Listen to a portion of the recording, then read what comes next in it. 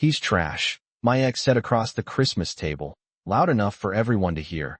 And what hurt most wasn't the word. It was the laughter that followed. I didn't stop them. I didn't defend him. I didn't even look up right away. I just sat there, hands folded neatly in my lap, the way I had learned to do over the years whenever my family decided I was the easiest target in the room. The dining room was glowing in that soft, golden light people always say feels like Christmas.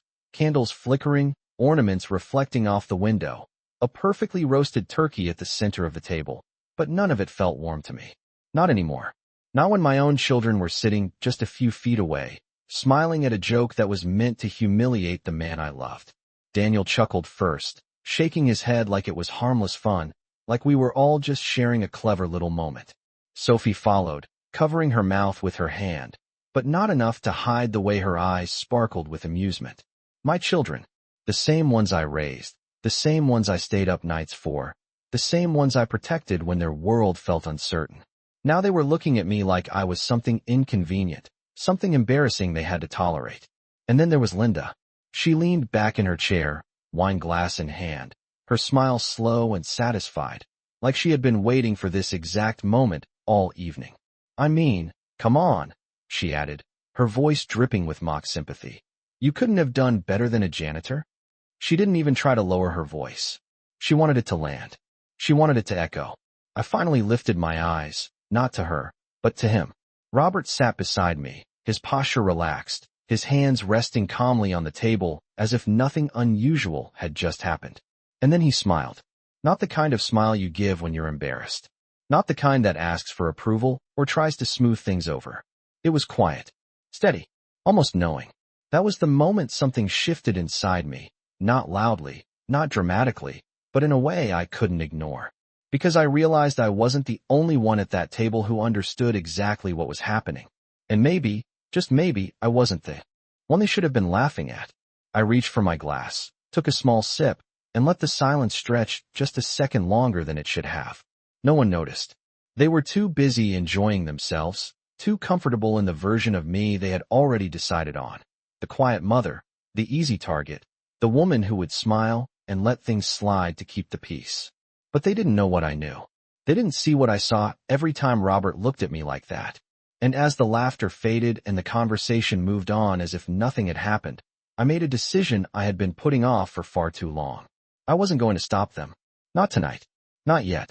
Because sometimes, the most powerful thing you can do is let people show you exactly who they are, right before everything changes. I kept my eyes on the table for a moment longer, letting the sound of their laughter fade into the background like distant noise that no longer belonged to me. And then I slowly looked around the room, not as a mother trying to hold on to something fragile, but as someone seeing everything clearly for the first time in years, because it was not just about what Linda said, it was about how easily everyone accepted it, how natural it felt for them to reduce a man to his job title and for me to sit there as if that was all I deserved. And I realized then that this dinner was not an exception. It was a pattern, one I had been ignoring piece by piece, moment by moment, until it became something I could no longer pretend not to see. Because this was not the first holiday where I felt like a guest in my own family, not the first time I noticed the way conversations shifted when I spoke, how quickly I was talked over or gently redirected, as if my presence needed to be managed rather than welcomed. And I thought about last Thanksgiving when Daniel had insisted on hosting, but somehow forgot to tell me the dinner had been moved up by 2 hours, leaving me standing in my kitchen with a dish no one would eat. And the year before that when Sophie told me it would be better if I skipped Christmas morning because the kids needed a calm environment, as if I had suddenly become a disruption instead of the person who had created those traditions in the first place. And even earlier, when Linda first came into the picture, always polite, always smiling, but with that subtle way of shifting things just enough so that I was no longer at the center, just slightly to the side, just out of frame, and I had told myself it was normal, that families change, that children grow up and build their own lives. But, sitting there now, watching my own children laugh at a man they barely knew, I could not ignore the truth anymore. It was not distance, it was dismissal, and it had been happening slowly, carefully, over years, until it felt almost reasonable, almost deserved, and I felt something inside me settle into place, not anger, not sadness, but clarity. The kind that comes when you stop asking why and start accepting what is right in front of you. Because the truth was simple, they did not see me the way I saw them. They did not carry the same memories, the same weight of everything I had done to hold this family together. And they certainly did not see Robert for who he was. They saw a uniform, a job, a label that made it easy to dismiss him without ever needing to understand him. And yet he sat there completely unaffected, as if their words could not reach him, as if he had heard far worse and chosen long ago not to let it define him. And I realized how different that was from the way I had been living, constantly adjusting, constantly shrinking to fit into spaces that kept getting smaller. And for the first time, I wondered what it would feel like not to do that anymore, to stop explaining, to stop defending, to simply let things unfold exactly as they were meant to. And as Linda continued talking, her voice blending into the background again, I turned slightly toward Robert, just enough to see the corner of his expression, calm, steady, almost patient, and it struck me that he was not surprised by any of this, which meant there was something he understood that I was only just beginning to see. And instead of interrupting, instead of correcting anyone at that table, I leaned back in my chair, placed my hands gently on my lap, and chose to listen, because sometimes the most important truths reveal themselves when you stop trying to control the moment and simply allow people to keep talking. The conversation at the table shifted as if nothing had happened, as if a line had not just been crossed in front of everyone, and I watched it unfold with a strange sense of distance, noticing the details I used to ignore, the way Daniel leaned back in his chair, comfortable and confident, talking about a new business deal as though success had always belonged to him, the way Sophie scrolled through her phone between bites, only half present, only engaging when something amused her, and Linda, of course, guiding the rhythm of the evening without ever appearing to do so, asking questions that kept the attention exactly where she wanted it, steering every topic away from anything that might make her uncomfortable. And I realized how practiced it all was, how carefully constructed, like a performance they had rehearsed for years without ever admitting it. And for the first time I saw my place in it clearly, not as a central figure, not even as an equal, but as a quiet background, presence that could be acknowledged or dismissed depending on the mood of the room. And I thought about how many times I had accepted that role without question, how many times I had told myself that peace was more important than pride, that keeping the family together required compromise. But sitting there now, listening to their voices blend into one another, I understood that what I had been calling compromise had slowly turned into erasure, and no one had stopped it, least of all me. And yet beside me, Robert did not seem erased at all. He did not shrink or withdraw. He simply existed, steady and composed, as if the opinions of the people across the table held no real weight in his world. And that contrast unsettled me more than anything that had been said out loud, because it forced me to see how much of my own value I had allowed others to define. And as Daniel laughed again at something Linda said, I noticed the way Robert glanced at him, not with anger, not with embarrassment, but with a kind of quiet assessment, like he was measuring something invisible, something none of them even realized was being measured. And then his attention returned to his plate, calm, deliberate, unaffected, and it made me wonder what he saw when he looked at this family, what conclusions he had already reached that I was only just beginning to understand. And I felt a small shift inside me again, subtle but undeniable, as if something that had been tightly held for years was finally loosening, not breaking apart, but realigning into something stronger, something more grounded. And I found myself no longer anticipating the next comment, no longer bracing for another moment of discomfort, but instead observing, quietly, patiently, allowing the evening to continue exactly as it was, because the more they spoke, the more they revealed, not just about Robert, but about themselves, about the assumptions they carried, the way they defined worth, the ease with which they dismissed anything that did not fit their narrow expectations. And for the first time, I did not feel the need to correct them or defend anything. I simply listened, and in that silence, I began to understand that this dinner was not about enduring one more holiday. It was about witnessing a truth that had been hidden in plain sight for far too long.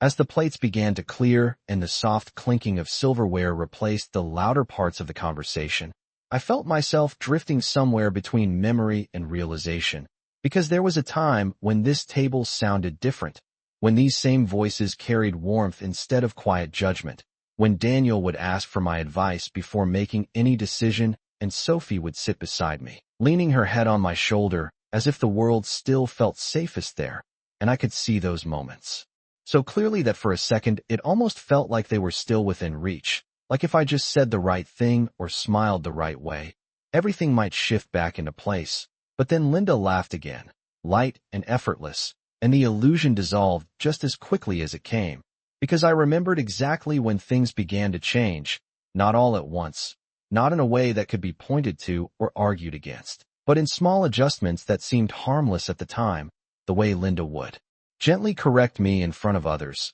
the way she would suggest that maybe I was tired or out of the loop, always framed as concern, always delivered with that polished tone that made it difficult to push back without seeming unreasonable. And I had let it happen, thinking it was easier than creating tension, thinking that my place in this family was secure enough that it did not need to be defended. But security, I realize now, is not something you keep by staying silent. It is something you lose slowly when you stop being seen, and I had stopped being seen long before tonight. I just had not been ready to admit it. And as I sat there watching my children move through their conversations without ever once looking to me for acknowledgement, I understood that the distance between us was not new.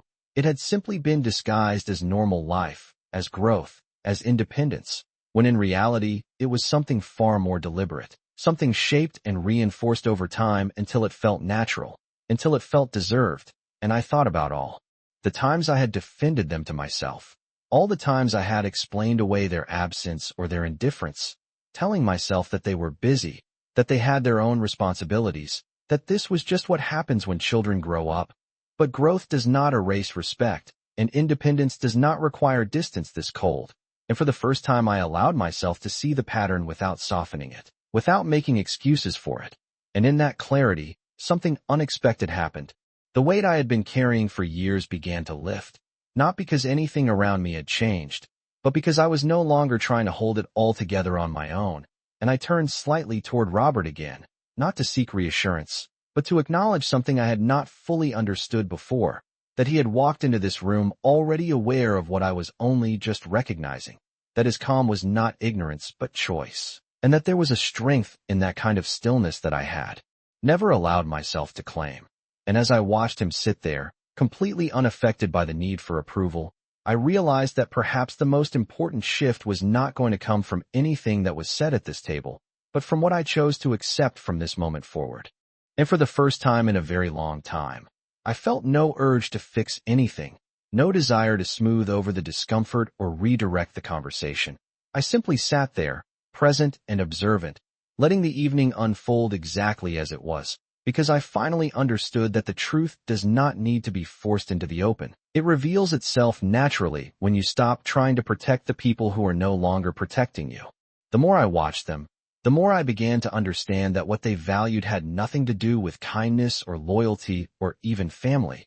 It had everything to do with appearances, with status, with the quiet, unspoken hierarchy they had all agreed to follow, and Robert simply did not fit into that picture, not because of who he was, but because of what they thought he represented, and I realized that in their eyes, his job was enough to define him completely, to reduce him to something simple and dismissible, something they did not need to take seriously. And yet there was something almost ironic about that, because for years I had watched people like Linda build entire identities around what they owned, what they wore, who they associated with, as if those things could somehow prove their worth, and I had never questioned it out loud, never challenged the assumption that success had to look a certain way.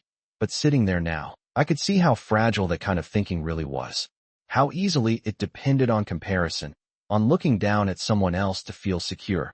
And that was exactly what was happening at this table. They were not just mocking Robert, they were using him as a reference point, a way to reassure themselves that they were still above something, still in control, and I could hear it in the way Linda spoke, the way her voice carried just enough emphasis on certain words, the way Daniel nodded along without thinking, the way Sophie smirked like she was part of an inside joke. And for a moment I wondered if they even realized what they were doing, or if it had become so natural that it no longer required intention. And then Linda leaned forward slightly, setting her glass down with a soft click, and said in that same polished tone, So tell me, Robert, how does someone like you end up here? And there it was again, not loud, not aggressive, but sharp enough to land exactly where she wanted it to. And I felt the air at the table shift just enough for everyone to notice, just enough for them to pause and wait, because now the attention had moved. Now it was no longer just a passing comment. It was a direct challenge, and I could sense the anticipation building, the quiet expectation that this would be the moment where Robert would either stumble or retreat, where he would confirm everything they already believed about him. And I did not move. I did not interrupt. I simply turned my head slightly toward him, watching carefully, because something told me this was not going to unfold the way they expected, and Robert, without any sign of discomfort, set his fork down neatly beside his plate, wiped his hands with his napkin, and looked up, not at Linda, but at the entire table, his expression calm, almost thoughtful, as if he had been waiting for this exact question. And in that moment, I felt it again, that quiet certainty that had been growing inside me since the first time he smiled, that whatever they thought they were about to prove, they had already misunderstood something important. And for the first time that evening, I was not bracing for what might come next. I was curious, because I had the distinct feeling that this was the moment where everything would begin to shift, not with noise or confrontation, but with something far more unsettling for them, something they would not be able to laugh off or ignore. And I sat there, completely still, letting the silence stretch just long enough to make them lean in, just long enough for the weight of their own assumptions to settle around them before anything was said. Robert did not answer right away, and that was the first thing that unsettled them, because people like Linda are used to immediate reactions, to quick defenses or awkward explanations that confirm whatever assumption they have already made. But he simply let the silence sit there, calm and unbothered, as if the question itself was not urgent enough to deserve a rushed response. And I could see the shift happen in small ways. The way Linda's smile tightened just slightly, the way Daniel leaned forward as if trying to anticipate what would come next, the way Sophie stopped moving her fork and looked up for the first time with genuine attention. And then Robert finally spoke, his voice even, steady, without a trace of irritation or hesitation. "I ended up here because Evelyn invited me," he said. And it was such a simple answer that for a second no one reacted at all, because it did not give them anything to push against. It did not follow the script they had already written in their minds. And Linda let out a small laugh, trying to regain control of the moment. "Well, yes, of course, but I meant before that," she added, her tone lighter now, but still edged with that same quiet condescension. And Robert nodded slightly, as if acknowledging her clarification, but he did not rush to fill the space. He did not offer a detailed explanation or a defensive story. He simply looked at her with the same calm expression, and then he said, "I work. I take care of what needs to be done. And I choose where I spend my time." And again, it was not what they expected, not an apology, not an attempt to impress, just a statement that stood on its own without needing their approval. And I watched as that subtle discomfort spread across the table, not enough for anyone to call it out, but enough that it could not be ignored, because without realizing it, they had lost their footing. They had expected something to confirm their view, something that would allow them to continue the same tone, the same easy dismissal. But instead they were left with something they could not easily categorize, and Daniel cleared his throat, shifting in his seat as if trying to reset the conversation. "Right. But you know, most people aim a little higher," he said, attempting to bring the focus back to what he understood, to what made sense in his world. And Robert turned his head slightly toward him, not challenging, not defensive, just present. "Higher than what?" he asked, and the question hung there, simple but precise. And for the first time that evening, Daniel did not have an immediate answer, because it required him to define something he had always taken for granted, something he had never needed to explain before. And Sophie glanced between them, her expression uncertain now, as if she was trying to decide whether this was still amusing or if it had become something else entirely. And Linda, still holding on to her composure, gave a small shrug. "You know what we mean," she said. But there was a slight edge of impatience in her voice now, a subtle sign that the conversation was no longer moving the way she intended. And through it all, Robert remained exactly the same, steady, composed, completely unaffected by the shifting energy around him. and I realized then that this was not about proving anything to them. It was about allowing them to reveal the limits of their own thinking, to let their assumptions stand in the open without interference. And for the first time that night, I felt something close to anticipation, not for what they might say next, but for how much more they would expose simply by continuing to speak. The silence that followed did not feel empty. It felt heavy, like something had shifted just beneath the surface, and no one quite knew how to steady themselves again. And I could see it in the way Daniel reached for his glass a second too quickly, the way Sophie glanced down at her plate, as if suddenly unsure where to look, and Linda, who had controlled every moment up until now, sat a little straighter, her expression composed but tighter around the edges, as though she was recalculating, trying to find a way to bring the evening back into familiar territory. And then she smiled again, that same polished smile that had worked so well for her before, and said, "Well, that is admirable, I suppose," drawing out the last word just enough to soften it while still keeping its meaning intact. And I recognized that tone immediately. It was the kind of compliment that was not really a compliment at all, the kind that allowed her to maintain her position without appearing openly dismissive. But something about it did not land the same way this time, not after the way Robert had answered, and I realized that the balance at the table had already begun to shift, even if no one had fully acknowledged it yet. And Daniel, perhaps sensing the same thing, leaned forward again, trying to regain a sense of control. "Look, I just think there are certain expectations," he said, choosing his words carefully now, "especially when it comes to relationships, stability, future planning." And he gestured slightly, as if the meaning should be obvious, as if everyone at the table already agreed. And Robert listened without interrupting, his expression unchanged, his posture relaxed.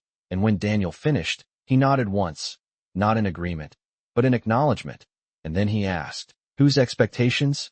And the question landed differently this time, more directly, more precisely, because it did not challenge the idea itself. It challenged the assumption that those expectations were universal. And Daniel hesitated, just for a second, but it was enough for the uncertainty to become visible.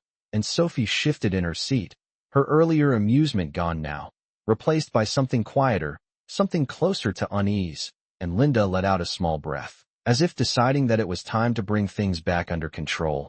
"We just want what is best for Evelyn," she said, her voice smoother now, almost gentle, but I could hear the underlying message clearly, the implication that they knew what that was and that Robert did not fit into it.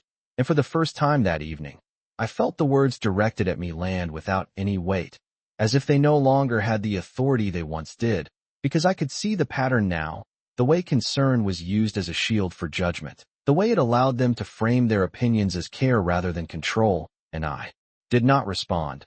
I did not defend myself or Robert.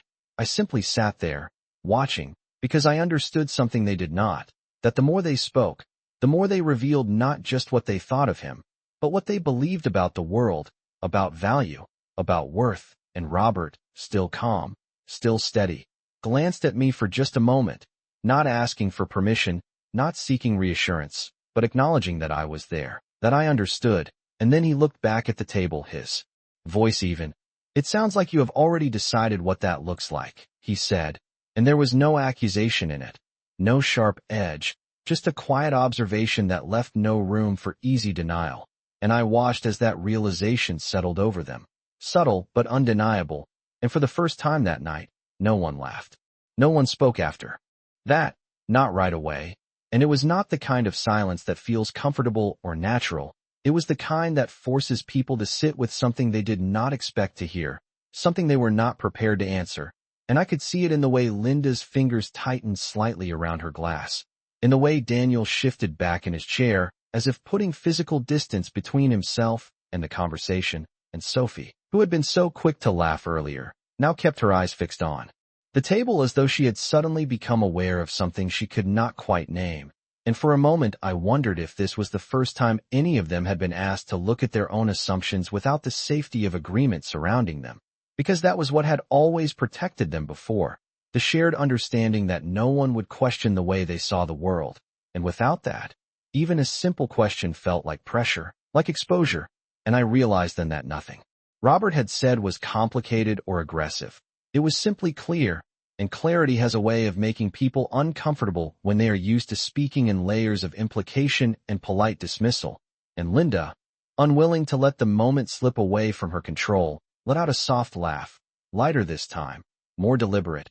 "I think you are taking this a bit too seriously," she said, her tone smooth but strained at the edges. And I recognized that shift immediately, the move from confidence to subtle defensiveness, the attempt to minimize what had just happened so it could be dismissed as a misunderstanding rather than acknowledged as something real.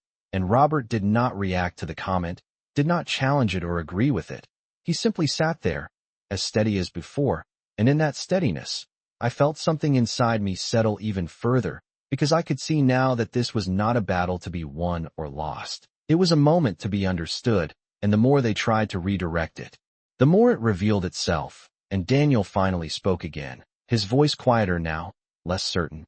"We are just trying to look out for Mom," he said, and there was something almost rehearsed in the way he said it, as if it was a line he had used before, a justification that had always worked, but this time it did not carry the same weight. Not to me, not anymore. And I felt my own perspective shift completely in that instant, because I could see that what they called concern had never really been about me. It had been about maintaining a version of reality that made them comfortable, and anything that did not fit into that version was treated as a problem to be corrected or dismissed. And for years I had adjusted myself to fit into that space, to make things easier, to avoid conflict. But sitting there now, watching them struggle to explain something they had never questioned before, I realized that I did not need to do that anymore. And I turned my head slightly toward Robert, meeting his gaze fully this time, not as someone seeking reassurance, but as someone who finally understood the quiet strength he had been carrying all along. And without saying anything, without needing to, I gave a small nod, a simple acknowledgement that I was no longer holding the moment back, that whatever needed to unfold next could do so without interference. And for the first time that evening, I was not observing from the outside. I was part of what was about to happen. Robert did not rush into the moment, and that was what made everyone lean in without realizing it, because they were waiting for something dramatic, something that would either confirm their assumptions or give them something easy to dismiss. But instead he simply rested his hands on the table and looked at each of them, one by one, not with judgment, not with anger, but with a kind of calm attention that felt far more unsettling than any argument could have been. And then he spoke, his voice steady and measured. "I understand why you see me the way you do," he said, and for a brief second, I could see the relief flicker across Linda's face, as if she believed this was the moment he would fall into place, that he would agree, apologize, or explain himself in a way that restored her sense of control. But he did not stop there. "It is easier to measure someone by what you can see right away," he continued. "A title, a job, a label, something simple," and the room grew quieter, not because he raised his voice, but because every word landed exactly where it needed to. And Daniel shifted again, his earlier confidence gone, replaced by something more cautious, as if he was beginning to realize that this conversation was no longer about proving a point. And Robert glanced toward him briefly before continuing.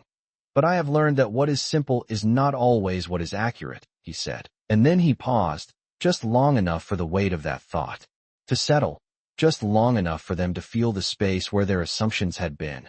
And I watched as Sophie finally looked up fully, her expression no longer amused, no longer dismissive, but uncertain, like she was trying to reconcile something she had not expected to question.